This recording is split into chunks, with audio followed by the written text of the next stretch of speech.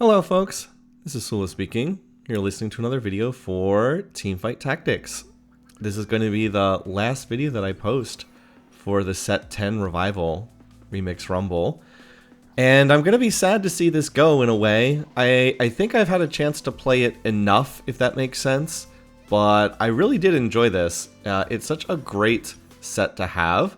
And by the way, you see I actually had to quit the game and reconnect here at the start because I was having some technical issues, but that will boot back up again in a second, as you see the loading screen here.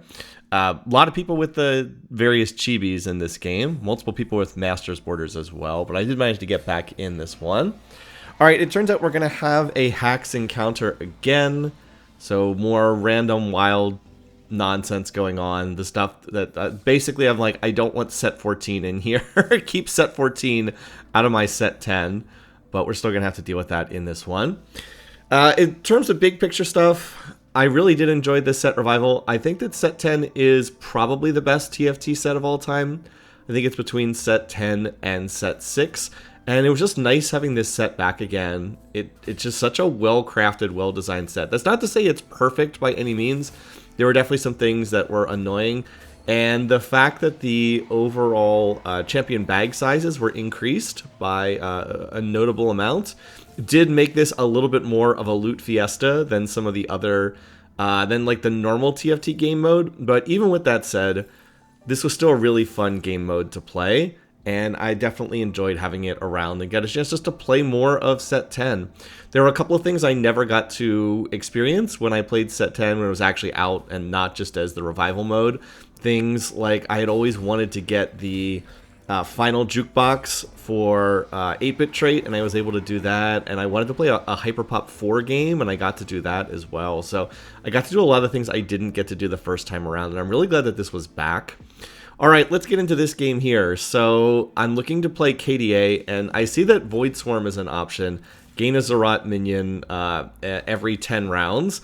And I did a video with this combination before. This is a really overpowered setup. I've said this before, but I think that the Zerat minions are just extremely... I think that this Prismatic Augment is very, very overtuned. And every time that I've played it, I've had good results. So I'm going to take it again, and it synergizes super well with KDA trait because the little voidlings get additional health as the game goes on. Every stage they get a little bit stronger. KDA trait gives anyone who stands on the hexes additional health. It also gives them additional AD and AP, but more significantly, it increases their health, and that doesn't apply just to your champions. It applies to the void units as well. So we're going to try to get up to KDA 7, and if we can do that, I think it's 23% additional health. Like, you take the voidlings that start with like 2,000 to 3,000 health, and then you increase that by like a quarter. Makes them really, really tanky, and just ends up with like a whole bunch of crud on the board that enemy teams have to get through. Plus, on top of that, the biggest weakness of a KDA team is it tends to have weak frontline because it plays through Echo and Nico, which are both 3-cost champions who are, you know, perfectly fine, but unless you 3-star them, they're not really especially good in the late game. But you stuff 3 voidlings on the board that all get another 3,000 health or whatever, and all of a sudden your frontline problems are a lot less serious than they could be otherwise. I've also hit some really nice pieces for this board already. I hit the early Nico, which is great. Anytime an early Nico would drop here in set 10, it's usually a good sign that you might want to go KDA and play some kind of a Superfans-based build. So that's a really nice find. And then I also was able to get a Kennen Headliner. It's the Guardian version of the Kennen Headliner. So I actually have Guardian 3, and I'm holding a Taric on the bench because I might want to play 4 Guardians here. 4 Guardians plus the extra health from KDA trait is like extremely strong in the early game. Like, that Kennen is just not going to take a lot of damage. Now, the big issue is I don't really have much in the way of offense. Like, I'm tanky, but I don't really have anything that kills much of anything. I guess I have the Evelyn, but you can see she's a 1-star unit and she has no items, so she doesn't do a whole lot. And on this board, I'm up against a true damage board, and the true damage board is able to like ignore a decent portion of the armor and magic resistance on my team. Kennen's going to do some damage here, but Kennen is a tank. He's not really intended to kill enemies. He's kind of intended to stand there and soak up damage and occasionally stun the other target. I mean, look how long he lasts in this fight. If Eve had been able to keep hitting people while Kennen tanked, I would have won that fight pretty easily, but it doesn't work out.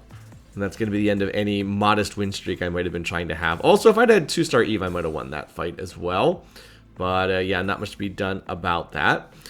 So yeah, we're just kind of chilling in there, and I'm just going to try to build the standard KDA board, and we'll just see how that goes with having all of the crazy voidlings on the board to hang out here with me. So as I said, overall the set's been a lot of fun. I just vastly preferred playing this to set 14. That's no knock on those of you who might have enjoyed set 14, but I don't think set 14 was a very good set. I actually have not played even one game of set 14, but I did watch some of it on live stream. I didn't see anything that suggested to me that I wanted to go and play the set. The overall set aesthetic just was really bad as far as I was concerned. I know some people like the futuristic dystopian cyberpunk theme, but I do not. That's one of my least favorite themes.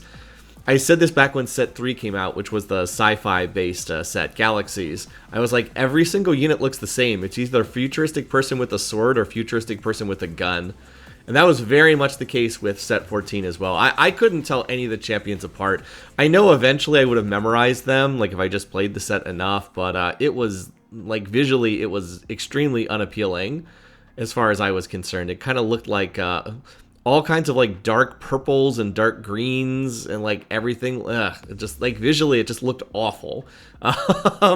So that was unappealing. And then in gameplay purposes, like the set mechanic was hacks, which I was like, okay, it's hacks, I guess. Not really that interesting.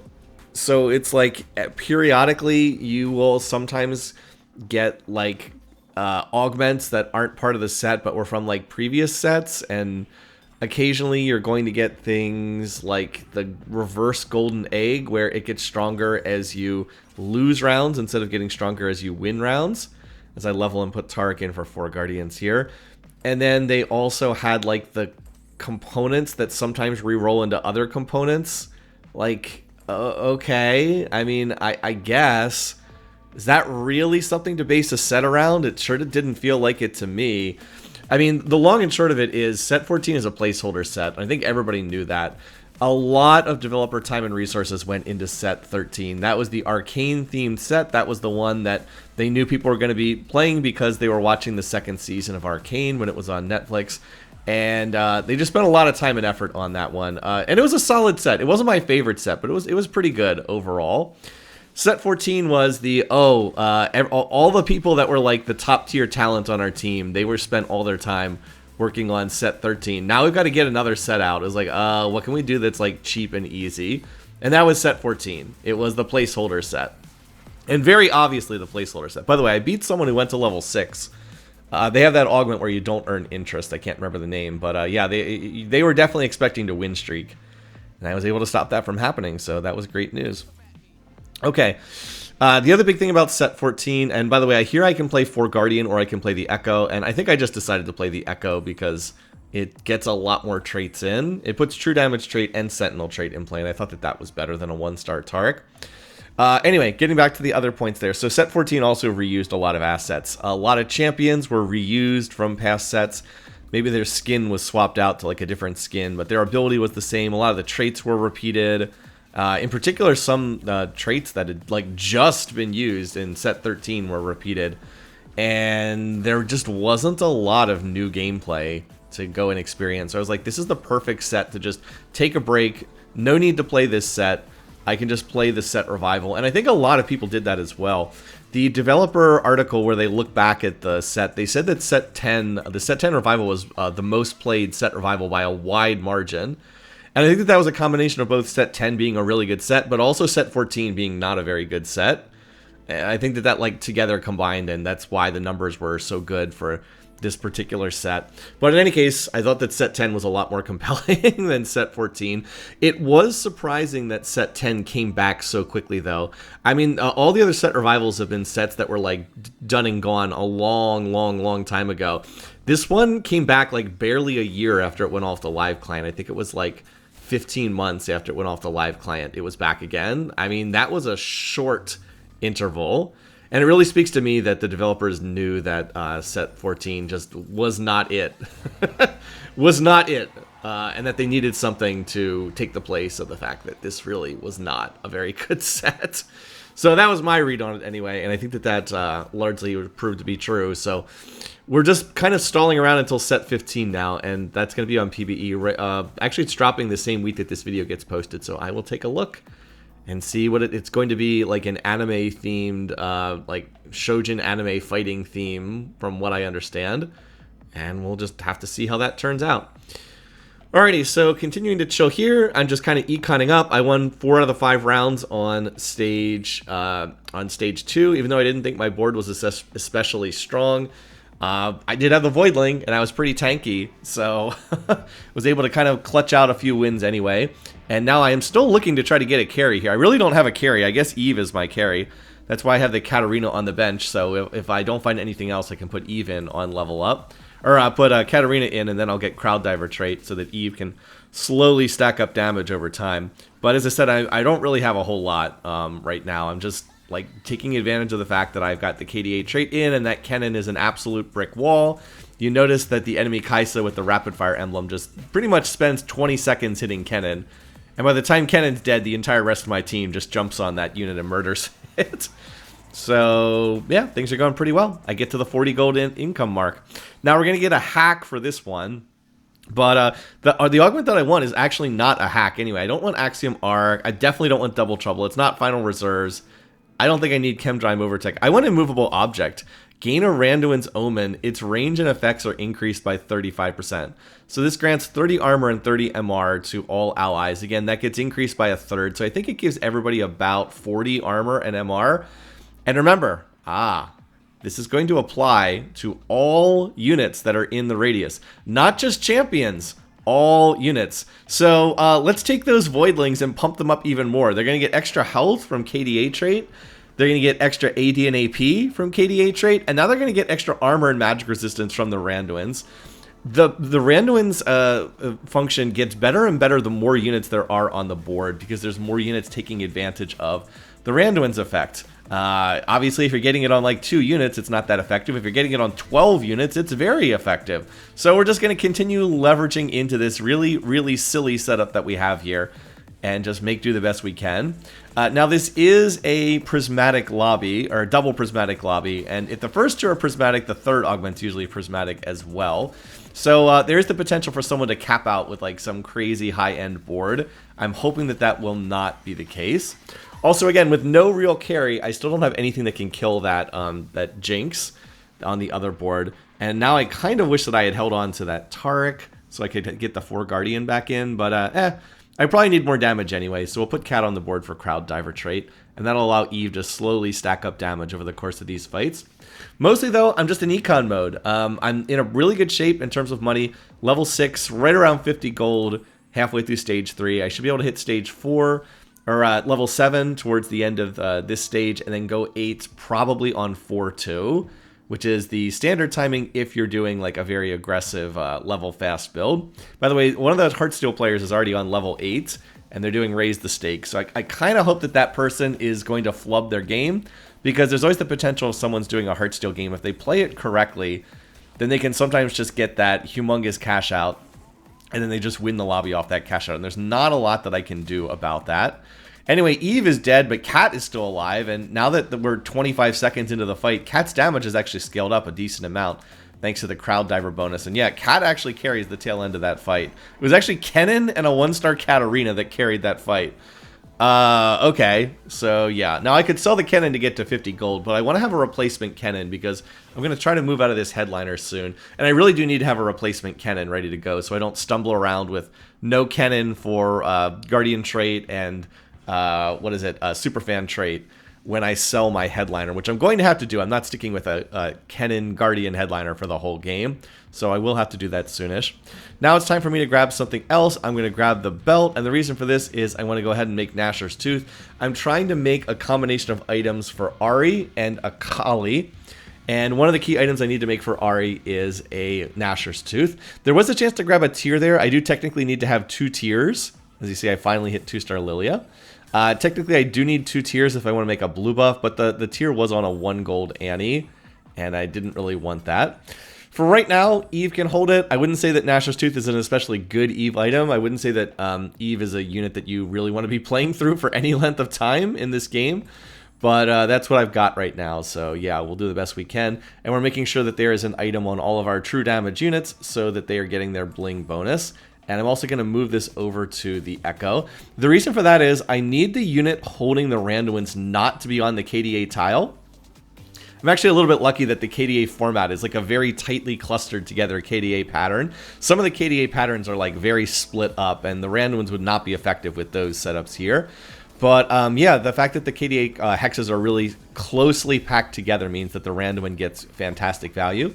By the way, this person is also trying to play KDA, and they've already found an Akali. But the Randuins itself has to be on a unit that's not standing on the KDA tile. Just in order to make this work, in order to get the value on most of my units, the unit holding the Randuins has to not be on a KDA tile.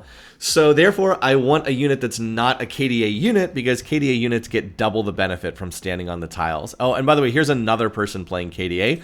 I don't know why this person's playing KDA. They have a rapid fire emblem and a disco emblem, and they're playing KDA. I'm like, what? Like, I understand that one other person that's playing KDA, but you've got a disco emblem and a rapid fire emblem. What are you doing, man? Why are you playing KDA? This doesn't make any sense.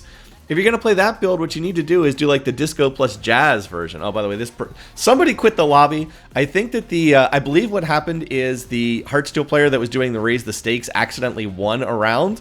So their raise the stakes got cashed out, and they were so annoyed they just instantly quit the lobby. Yeah, and another person then apparently quit the lobby as well. So we're already down to 6 players here at the end of stage 3 because 2 people have quit the lobby. That's not ideal. That's a little bit weird. So this is just a weird game. Like, it's already become, it's a double prismatic, probably going to be a triple prismatic lobby in terms of augments. We've got the stupid hacks in here. We've got 2 players quitting the lobby. This is just a weird game. As we get another Zerat minion there. So, okay. Not much to say about this. It's just, sometimes you get weird games, and we are making sure that we're getting the Randuin's benefit on everybody right there. So yeah, I managed to make it to the early game despite basically not having a carry unit. I've been using Eve as my carry unit, and then with the Katarina on the board, so they're making do, even though this is not quite what I want. And oh, we have something other hack related. We've got the reverse golden egg. So, okay. I've also found a Kaisa, which I do need to hold on to, because I want to play into KDA 7, and I'm pretty sure I need Kaisa for that. So we'll go ahead and grab the Kaisa. And there's also an MF, so I'll play the MF here, just for big shot trait on the Kaisa. There's actually another Kaisa in my store. Do I remember to grab this? Now I can also start making items that are going to be good on Akali later on, because I don't know if I'm going to be playing Akali headliner or Ari headliner, but I'm going to be playing through both of those units. So I was like, you know, I've got a sword and a cloak here. You know what? I can go ahead. I can probably just do a Bloodthirster. That's a good item on... oh, I end up doing Infinity Edge first. That's right. And then I thought about doing a Bloodthirster after that. I've also got another sword on Eve that could be used for a Gunblade, which is one of Ari's best items. I believe I make the Gunblade shortly after this. And then I just need to get some tiers. Again, I do not know if I'm going to get Ari headliner or Akali headliner, so I'm a little hesitant to make items because I will get a superfan item on one of them, and I don't want to make extra items that are going to get wasted if someone ends up getting a superfan's item. So the third augment is indeed prismatic. What a surprise. Again, this would not have been my choice. I can't use the belt overflow. Flurry of Blows doesn't really work with my setup because I have to stand on the KDA hexes, and it's like a little bit awkward. So I'll just take the cybernetic implants. This will give everybody holding an item extra health. Now remember, I get extra items here. I have more items than I normally would because I have the Zerat portal thingies, and those do count as items for cybernetic implants purposes. Not that my Tanka units are going to benefit from the AD portion of that trait, but they will benefit from the health portion of that trait. So anyway, we're just continuing to go ahead here. And yeah, you can see I'm going to spread out my items. Everybody holds them because I want to get cybernetics value. The fact that you get a golden item remover in this game mode makes it very easy to do stuff like this. And again, that person is still playing KDA. They have a rapid fire emblem, a disco emblem, and a true damage emblem, and they're playing KDA. Like, what is this person smoking? I want some of it. But sadly, I am 3-way contested in this lobby, so I had pretty much accepted that I would probably get a second or a third place finish in this lobby. because I am just contested by 2 other people. That means it's going to be impossible to hit like a 3-star Ari or a 3-star Akali. Just, I won't be able to hit them because other people are going to be taking copies of those units out of the pool. And someone else will be playing something uncontested. And with this being a triple prismatic lobby, they're going to get like a 3-star Twisted Fate or a 3-star Caitlyn or something. And they're just going to outscale me. But there's not much I can do about that. So it is what it is. Maybe those other players will get knocked out, but it is wild that there's 6 players in the lobby and 2 of the 6 are contesting me on KDA. Like, really? Anyway, I do find the early Kiana though, and as soon as I see that, I was like, oh, well, I can play the Kiana. I actually don't mind playing the Kiana here. I do get this huge break of luck. The instant, and I mean the instant, pickup of the KDA Akali headliner. That is fantastic. I mean, it was either that or KDA, what's her name, or KDA Ari headliner. It was one of the 2 of them. Was what I most wanted to have on my board. So I do need to shift some of the items around. Let's at least get the Zerat minion on the board. Apparently, I did not get the extra minion there in time. Here's the other player playing a KDA board. This person's setup is at least reasonable. They have Blue Battery, which is back from previous sets, and Blue Battery is indeed good on Ari. So they have a blue buff plus Blue Battery, which is a nice setup for Ari. Yeah, there's that other person who has all the emblems. They're playing flexible.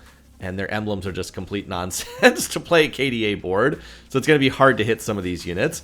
Anyway, our Akalis are dashing back and forth. This person also has an Akali headliner. And we continue to just dash at each other. But I think that since they also have a Nico still alive on their board, they're going to win this round. The good news is they're down to 21 HP. So they've actually rolled it all the way down. And they don't have much gold left on their board.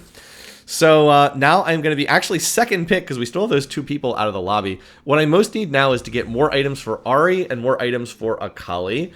I believe that I go for the tier here because I need either a sword, I need either a blue buff or a Shojin on Ari. The blue buff would be better, and like I do need to get tiers. I have not gotten any tiers, so this will get me halfway there. And now Ari is close to having perfect items.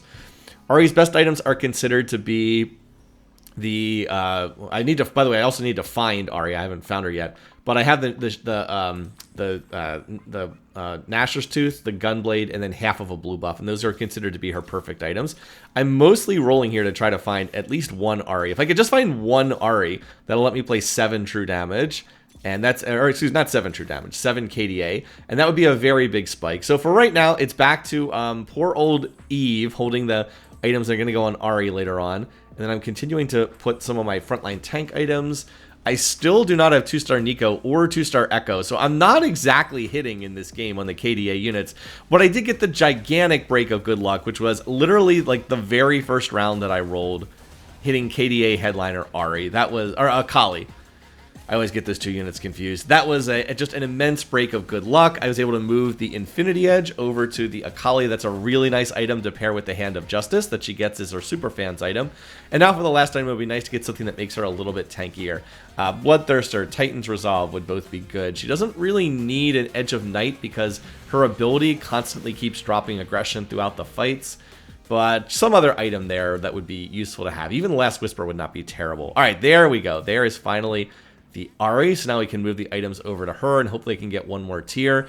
And at this point, there's not really that much need to keep rolling here. I might as well try to go to level, I believe I try to go to level, we'll make Nico the featured tank unit up there in the front lines.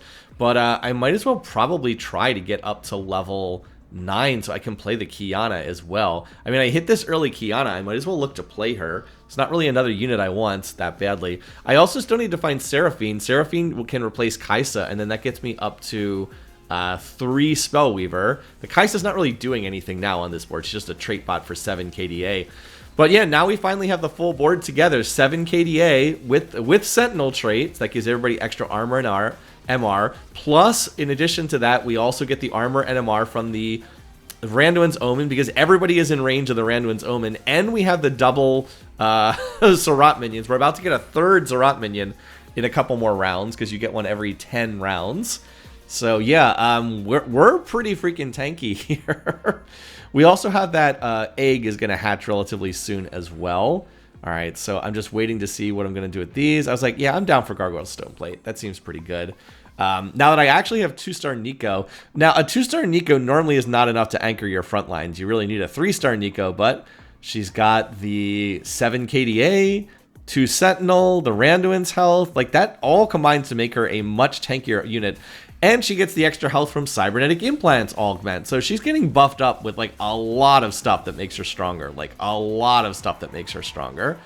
And then we're going to get the egg to hatch. Is like, okay. And we get an artifact anvil. I was like, oh, okay. Well, none of these are really that useful. It's not a tank item. I was like, I think I'll take the Wit's End. I think maybe it was either that or Seeker's Arm Guard, but this one healed the holder. Attacks deal bonus magic damage, heals the holder for 35% of all magic damage dealt. I was like, okay, now the weakness is it heals them for magic damage dealt. Akali deals physical damage. So I don't know if that was quite right, but I think it was still probably the best I could do there. We're also going to grab a tier. So now we have, again, perfect items on Ari. Wish she was 2-starred, but I do have perfect items on her. So the Wit's End is a little bit wonky. It's not quite the item I would want, but, you know, it does have a bunch of extra stats. It gives extra attack speed. It gives extra health. I don't think it's bad. The Seeker's Arm Guard might have been better. I wasn't exactly sure. By the way, here I am against that other person who's playing Akali. I don't really like their Akali items that much. The double Hodge plus the red buff is kind of weird. As you can see, the entire end of that fight is just spent our 2 units dashing at each other. But at least they're down to 9 HP. If they lose one more round, they're out of the lobby. And then maybe some of those units will go back in the pool again, and I can actually find some of them. It is kind of silly how contested I am on KDA units. All right, we have some leftover items here. So what I can do is I can look to make a Thief's Glove. We'll just stuff this on the Lilia. There we go. She'll hopefully roll something useful. And now I'm looking for items that I can look to put on the Kiana. So we'll go ahead and make this. And I'll just move this over to Kiana when I can put her on the board. The only unit that can really realistically hold a Bloodthirster is the what's her name? The Kaisa that's back there in the corner. It's not a very good item on Kaisa, but whatever. She can hold it. She's going to get taken out for Seraphine anyway as soon as I can find Seraphine. And although Kiana is a little bit of a weird fit for this board, she will make Crowd Diver trait with Eve because I can keep Eve on the board. Instead, normally you would take Eve off the board and play Kaisa, but I can keep Eve on the board for Crowd Diver trait. And I will have True Damage trait in play. Kiana will take me to 3 True Damage, which again is an awkward number to have. As I finally hit Echo 2-star on 5-3. Okay. It'll be a little bit weird to be on 3 Crowd Driver, but it works. I'm actually going to put Seraphine in my team planner because I still don't have a Seraphine on my board. I wouldn't be surprised if I had missed one at some point in time. But yeah, I don't have a Seraphine on my board. I need her so Ari can stack up Spellweaver trait in these fights. Alright, and then I'm going to just do a little shuffling so everybody's getting the Randuin's bonus except Kennen, who is irrelevant. He's just in there as a trait bot. Yeah, he's just in there providing all 3 of his traits to the rest of the team. So it doesn't really matter if he lacks the Randuin's bonus. In terms of positioning, though, I am wasting some time in these fights. If you notice, the Akali is like having to spend a few seconds to path around to the front lines in every fight. I really should just put her on the front lines. She will drop aggression from anyone hitting her when she dashes into the back line. So it's not a big deal if she starts the fight hitting a couple tanks. This, by the way, is a Country 7 board, and we actually won pretty easily, and that's with 1-star Ari. Yeah, I've only found 1 Ari the whole game, but I still beat the Country 7 board, so I feel like my board is pretty strong here. There is also a Spellweaver emblem on this carousel, so that's also a possibility. I was thinking about taking that, but oh, yeah, Sona. Okay. Well, all right. If somebody else wants the Sona with the Spellweaver emblem, that's definitely pretty nice there. So out of this, now I want to get another item for the Kiana. The Bloodthirster would have been nice, but I already have a Bloodthirster. I don't need to have double Bloodthirster on her. If I'd known I was going to get a Bloodthirster off Carousel, I would have just taken the sword and the belt and made a Sterix for her. But yeah, I didn't know I was going to get that item. So anyway, we'll put her on the board. And now I have another unit I can play through. I just took the Quicksilver Sash. It's not really what I want, but it's better than any of the other alternatives. And yeah, I want to spike my board, even though it's only 5-5. Because those 2 players quit the lobby, the health in this lobby has gotten sucked out really fast. Like, there's just more people, like, we're already down to 4 players, and everybody other than me has very little health left already. So this looks like it's going to be kind of a short game here, given that there's just not that much time left. So it's worthwhile to, like, sacrifice Econ, be in a position where it's like, oh, I'm not going to get to roll that much on level 9. It's like, well, does that really matter? Because there's probably only, like, maybe 3 or 4 rounds of PvP combat even left in this game. So it's not like you really need to be concerned about that. On the plus side, this does mean that it seems like no one's going to hit some crazy high loot cash out because there's just not going to be enough time. The lobby's just going to run out of health. And by the way, Kiana looks like she already printed me an item. There we go. She printed me a cloak. Excellent. It was already worthwhile playing her on this board. I could also, in theory, play Ziggs, who is not a bad unit to play on this board, by the way, because he will give the Hyperpop trait, and this is a board that mostly deals magic damage anyway. But no, I'm sticking with the Kiana. I actually don't mind playing the Kiana. I've already made the Bloodthirster and the Quicksilver Sash, items that would be utterly useless on Ziggs, so I might as well stick with what I've got here. Alright, and there is still that other KDA player. I believe the KDA player who had all the emblems got knocked out a little while ago, which is to be expected because their board didn't make any sense. This time we're up against a Punk player. Now this player is only level 7. They've actually hit an awful lot of 3-star units, and they even have Unending Despair on Amumu, which is a really good artifact item on Amumu. Problem for them though is I have backline access. The Akali can dash right on top of the Jinx. The Kiana is in the backlines too. So Kiana plus Akali just kill the backlines, and you can see I made like no progress on the Amumu at all. But it didn't matter. I got in the back lines and I killed the Jinx. We are still hitting this Amumu, who is insanely tanky. But yeah, if I kill the Jinx and I kill the Vex and I kill the Twitch, it doesn't really matter how tanky the Amumu is. He's just going to stand there tanking, and that's going to be it for the fight. All right, give me another Zerat portal. There we go. More Zerat portals. Give me more. So yeah, I mean, look at these Zerat minions. Like I said, I think they all have about 3,000 health or something crazy like that, and with the Randuin's plus Sentinel trait, they're all getting like 50 armor and MR above whatever. Yeah, they have 3,000 something health, and then you can see with the Randuins they go up to, I think they start at like 40 armor and MR, and they go up close to 100. Like, that's a huge increase in how tanky they are. Practically cuts the damage they take in half by giving them those extra resistances. So anyway, my setup is really wonky and kind of silly, but it is working together here. I'd also really like to get Sona on the board, but I just don't see an obvious way to do it. Like, I don't really see what I'd take out. I guess I should have grabbed these Ziggs, because if I hit Ziggs 2-star, that's a unit I should be playing. Yeah, I mean, I would have to take the Kiana out to play the Sona, and yeah, I probably should have played the Ziggs, but I didn't make Ziggs items. That was the problem there. I didn't make items for Ziggs, and now I'm kind of like committed into making these Kiana items. So I'm like looking around and I was like, none of these are great Kiana items. Maybe it's the Gunblade, just because that would give her some healing, but she actually has Bloodthirster already. So anyway, I just put a blue buff on her. She does have a low mana cost. I think her mana cost is 40, or it's relatively low. Now, Kiana does absolutely nothing in this fight, but Akali is doing a lot of work in this fight, dashing around in the back lines, killing people. This is the 3-star Hecarim. Or no, never mind, they don't have Country 7. I thought they had Country 7. I guess not. They just have a bunch of 3-star Country units. But they only have 8 Samiras. They didn't manage to get the 3-star Samira. And so, yeah, that pretty much means that they have no chance to beat me. I still have 1-star Ahri, by the way. I've not found any more copies of Ahri, who, by the way, did the most damage in that fight, even as a 1-star unit, so okay. So I'm still trying to find the Ahris. I've seen all these Sonas, but no Ahris. This is really ridiculous. But we'll keep rolling here. Can we find this? I mean, that person over there has a 2-star Ahri. All right, there we go. There's an Ahri. Can I find another one? Well, I don't think I'm going to hit. There's a Kiana, so I'll grab that. I think I grabbed that, and then I was like, do I keep rolling here? I guess I do. And then there's another Kiana. I was going to lock for it, but I was like, you know what? We don't care about 2-star Seraphine. Let's just take the Kiana here. So I am still trying to get the 2-star Ahri. Think how much stronger my board would be if I had 2-star Ahri.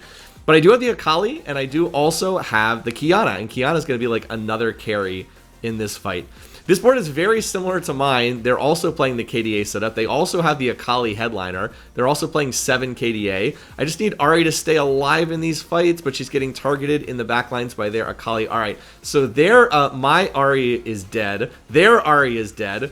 Their Akali is still alive. My Akali is dead. So it's their Akali against a Zerat minion, a Nico, and an Echo. So it's all my tanks punching this unit. And then, let's see, Echo's going to go down. It's just a Nico, and whoop. That was the dumbest way for a game to end.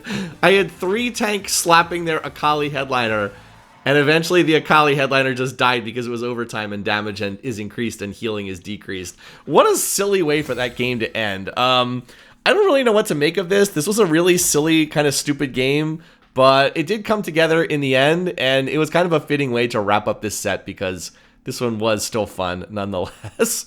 Well, anyway, thanks for watching. Thanks for listening. I hope you enjoyed the set revival too. I'm glad I got to put up some of this video footage from the set. Let's hope set 15 is a lot of fun as well. Until next time, take care, folks. Have a great week, and I'll see you again soon.